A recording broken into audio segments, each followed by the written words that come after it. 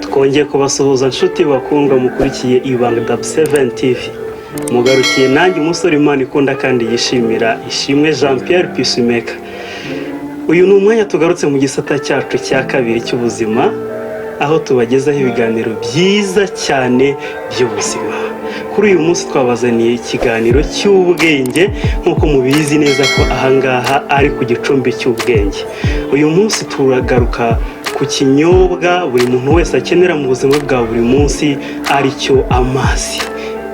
Usanga abantu benshi badakunze kuyakoresha cyane, bavuga imvugo zitandukanye, bamwe batamazi magezi, abandi ugasanga ntabwo bakunze amazi. Ariko tugiye kureba muri iki kiganiro akamaro k'amazi. Hari igihe abo bivuga usanga ari uko batazi akamaro kayo. Nyamuneka uyu munsi ngutuye amazi. Nyuma yo gusoma ibitabo bitandukanye, gusoma iboneka ku mbuga zitandukanye bivugwa n'abahanga, abadokiteri bavuze ku mazi, uyu munsi nk'inshuti nifuje kuganiriza ku mazi kugira ngo nawe ubashe kuba wakira zimwe mu ndwara kubw'ikinyobwa cy'ingenzi cyane aricyo amazi. Hanyuma rero wari uzi ko hari uburyo ushobora kwivura indwara zitabarika ukoresheje amazi gusa? Uyu munsi tugiye kureba ikinyobwa cy'ingenzi cyane mu buzima bwa buri munsi aricyo amazi. Ahantu henshi hatandukanye uhasanga amazi nk'ikinyobwa umuntu anywa ari uko yabuze uko agira. Nyamara hari abazi akamaro kayo, ndetse uretse kuba afatwa nk'ikinyobwa mu buvuzi, amazi ajya afatwa nk'umuti uvura indwara nyinshi cyane. Ni iby'ukuri koko amazi akoreshejwe neza, ariko ahangaha tutavuga amazi, buriya hari abantu bapfa kunywa amazi. Ugasanga umuntu arapfa gufata amazi atari meza, amazi adasukuye, ugasanga apfuye kuyanywa, nawe akavuga ngo arimo aragirira neza umubiri. Ariko amazi ahangaha tuvuga ni amazi asukuye. Ya mazi meza niyo y'ingenzi ku mubiri, ashobora kuba umuti w'indwara nyinshi cyane.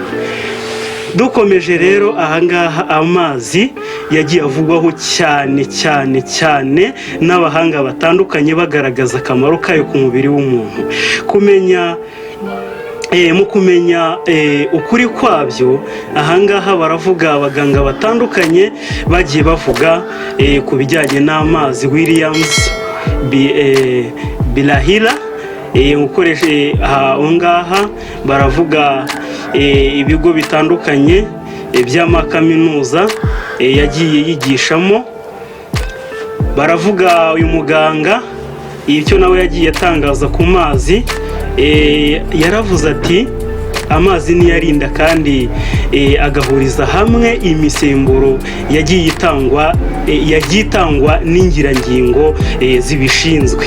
Amazi, ariko amazi meza akayijyana aho ikenewe hose.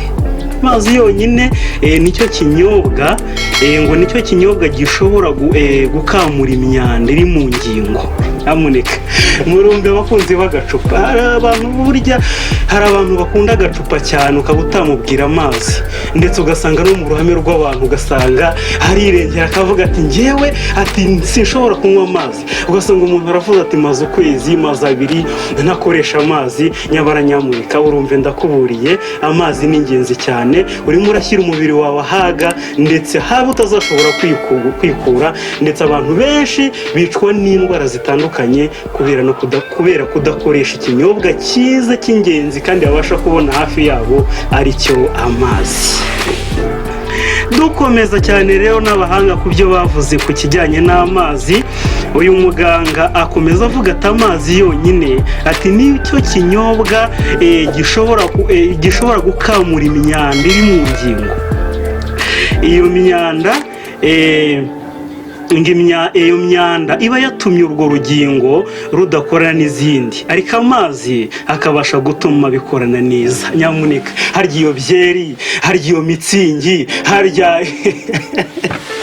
hari n'andi mazina menshi bajya bavuga mu mbabarire ntabwo nywa inzoga sinzi niba icyo cyuma cyabasha gutunganya neza hanyuma uyu mubiri ukabasha gukora neza yego ibi nabyo yenda kuba binywa simbizi yenda bifite n'ikindi bibamarira njye ntazi yenda ariko ndatekereza neza yuko dushingiye ku kamaro k'amazi ari ingenzi ku mubiri wawe.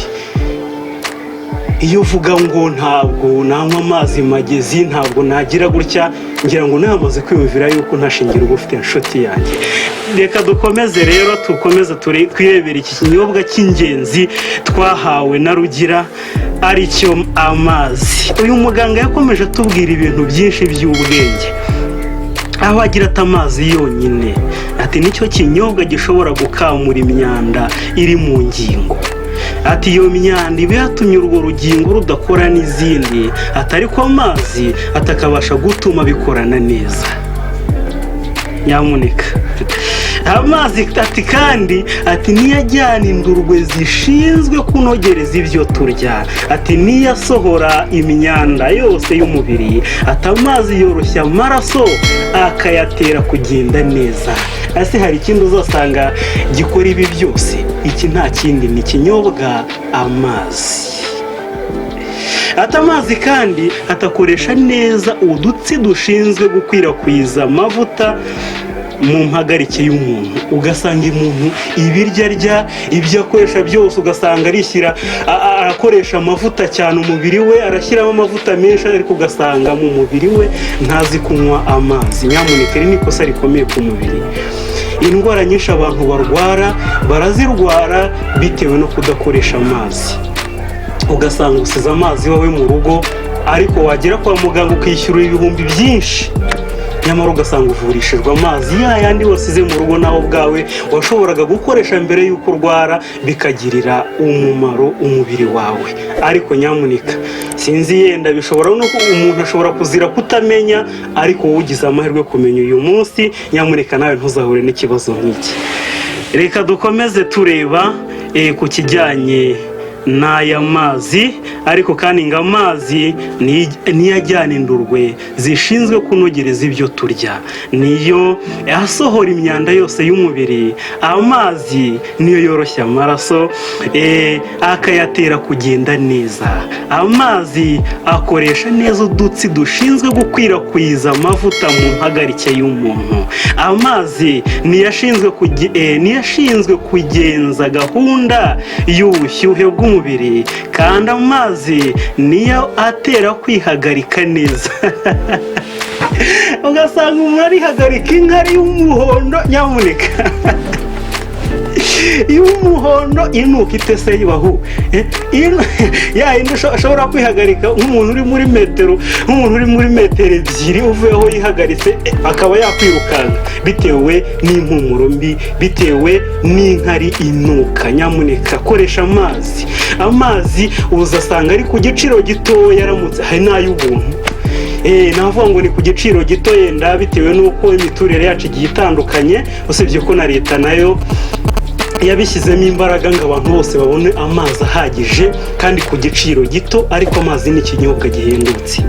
Niyo mpamvu rero nakugira inama yo gukoresha amazi. Ngira ngo hano muganga yakomeje atanga inama cyane yo gukoresha amazi havuga ati amazi atakoresha neza udutsi dushinzwe gukwirakwiza amavuta mu mpagarike y'umuntu. Ati amazi niyo ashinzwe kugenza gahunda y'ubushyuhe bw'umubiri niyo ashinzwe kugenzura gahunda y'ubushyuhe mu mubiri y'ubushyuhe bw'umubiri. Ati kandi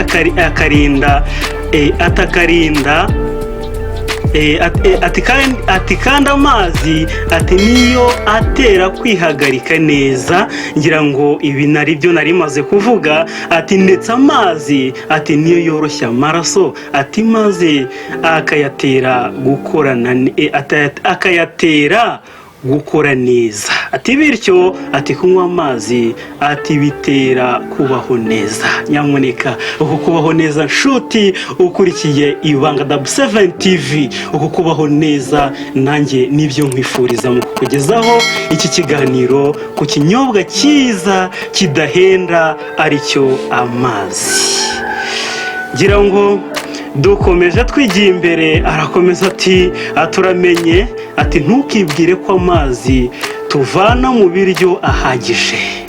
Hari abantu bajya bishuka cyane bibwira ko amazi bakura mu biryo ahagije, amazi bakura mu binyobwa bitandukanye ahagije. Yenda ugasanga umuntu aranywa igikoma, aranywa icyayi, aranywa se n'ibindi binyobwa akavuga ngo ayo mazi arahagije, ariko hano dogiteri aratugira inama atubwira ko ayo mazi dukura mu biryo adahagije, ahubwo kunywa amazi ubwayo atavangiye ari ingenzi ku mubiri wacu. Hanyuma kandi nyuma yo kutubwira ko ibyo bidahagije, ko amazi dukura mu biryo ayo mazi adahagije, aravuga ati umubiri wacu atukeneye amazi wugezi kandi menshi.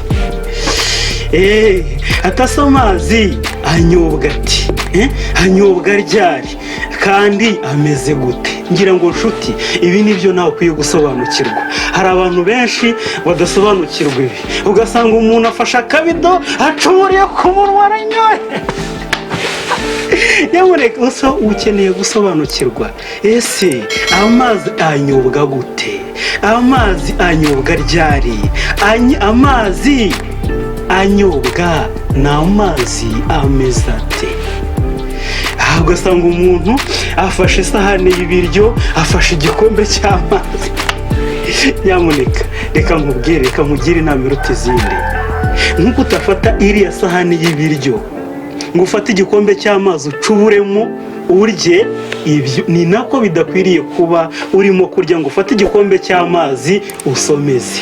Ni ikosa rikomeye cyane, urimo kwihemukira kandi ingaruka z'ibyo uzazibonaho mu minsi iri imbere. Ntabwo ari byiza nshuti. Hanyuma muganga rero aravuga ati ese aya mazi anyobwa gute? Anyobwa ryari? Kandi amazi anyobwa ni amazi ameze gute?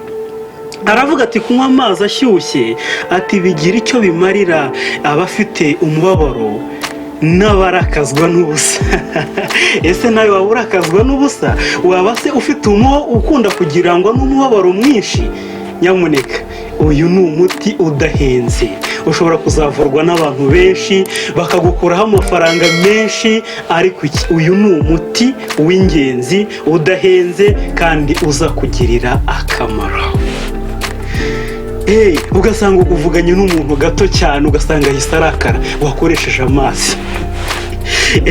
Mu Kinyarwanda bajya babyita kuvoma hafi. Nyamuneka abantu bavoma hafi murumve.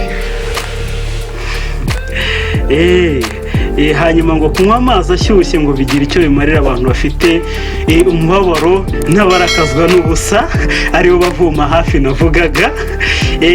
Biruhura abakozi babuze amahoro. Kitonderwa ngo si byiza kunywa amazi uri kurya. Ari byo nakubwiraga nshuti yanjye. Si byiza kunywa amazi uri kurya, ngo kuko ari byo bitera abantu benshi umubyibuho w'ikirenga cyangwa se obesity. Ngira ngo ibi nabivugaga mu kanya, nibyo bitera abantu umubyibuho w'ikirenga cyangwa se obesity. Kunywa amazi ikirahure kimwe cyangwa bibiri ukibyuka mu gitondo, ayo mazi akaba akonje ku rugero rwiza, cyangwa ukanywa cyangwa usigaje igice cy'isaha ngo unywe igikoma cya mu gitondo, umurimo w'ayo mazi ni ukuboneza igifu kandi agatuma umuntu yituma neza. Nyamuneka niba ujya ku bwiherero ugasanga birakugoye, ahangaha ngira ngo nawe urabyiyumvira. Ayo mazi ashobora no kuvangwa n'umutobe w'indimu. Ashobora no kuvangwa n'umutobe w'indimu.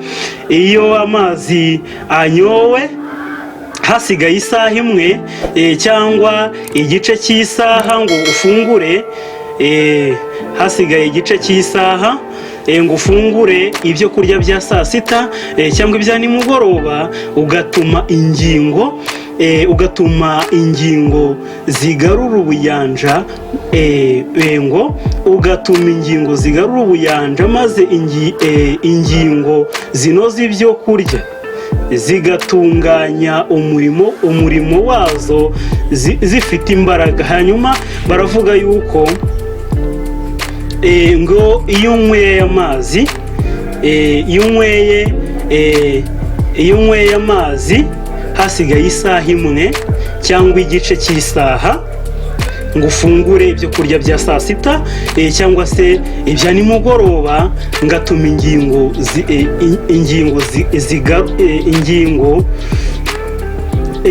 zigarura ubuyanja, maze ingingo zinoza ibyo kurya ngo zigakora umurimo wazo zifite imbaraga. ngo ayo mazi ngatuma igifu gikorana umwete umurimo wacyo. ngira ngo ibi ngibi nibyo bituma abantu benshi uzasanga bafite ikibazo cy'igifu. nyamuneka abantu bafite ikibazo cy'uburwayi bw'igifu akenshi babiterwa no kudakoresha neza cyangwa se no kutanywa amazi, cyangwa se ugasanga baranywa amazi mu gihe kitari icyayo. basanga umuntu aranywa, ararya, byose birakorerwa mu mwanya umwe kandi bidakwiriye nk'uko twabibonaga haruguru. hanyuma rero ngira ngo mu gice cya kabiri cy'ikiganiro tuzabagezaho byinshi byimbitse ku bigendanye n'amazi. ibigwi by'amazi ntabwo twabivuga muri aka kanya gato muri iki kiganiro ngo tubirangize, ariko mu gice cya kabiri tuzabagezaho byinshi bivuga ku mazi. ngira ngo ni ikinyobwa cy'ingenzi mu buryo ntabona uko ngusobanurira, gusa ibike mbashije kukubwira muri uyu mwanya nubikurikiza uzabona umusaruro kandi uzabyibonaho, uzabona uburyo umubiri wawe utangira gukora neza mu buryo utari usanzwe ubibona. ngira ngo rero nshuti, iyi ni Ibanga W7 TV. ngira ngo nakubwira nikora subscribe nyamuneka niba utarabikora, kuko mu kanya gato ushobora no kuvuga uti ndaje nkore subscribe, mu kanya gato ukaburibagiwe.